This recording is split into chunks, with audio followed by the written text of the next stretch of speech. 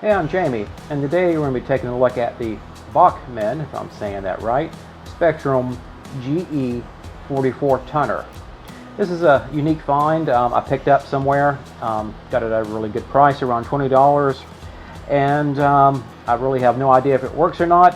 The machine, the train model itself looks to be in good shape. And what we're going to do is basically do what I've been doing on the channel, is doing a tear down of the model. Doing some upgrades, specifically this model does not have any decals on it, as you can see.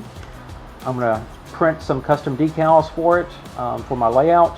We're going to also replace the trucks on the side of it because, well, this one has the friction trucks, and we're going to replace them with rolling bearing trucks to give it a more modern look, because after all, my idea for the layout is it's a more recent modern layout. And at some point this unit will be rebuilt and the original trucks will be replaced.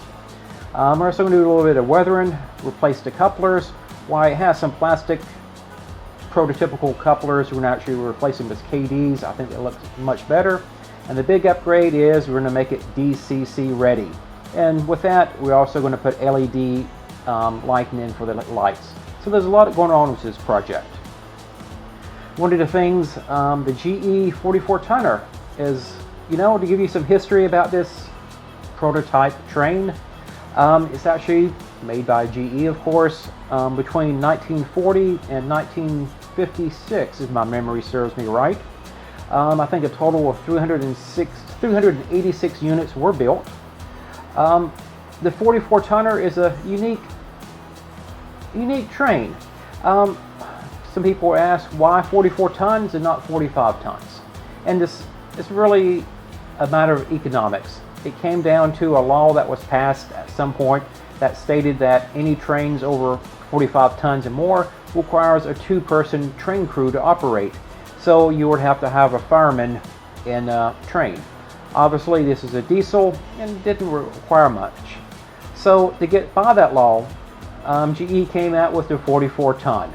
1 ton under the 45, and thus they could step past to the law and actually have 1 person operate the engine, and made it a little bit more economical because they didn't have two people.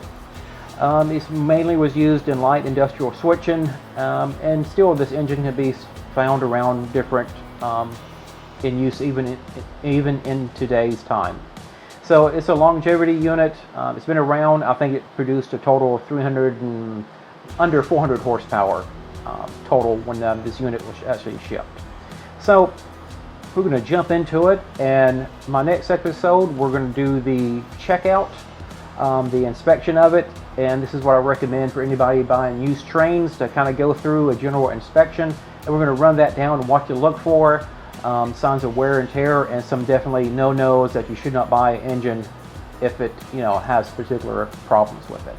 So if you haven't already, please subscribe to my channel, and in the next round we're going to jump into this and see what happens with it. And again, I don't even know if this thing works or not, so we're going to find that out in the next episode.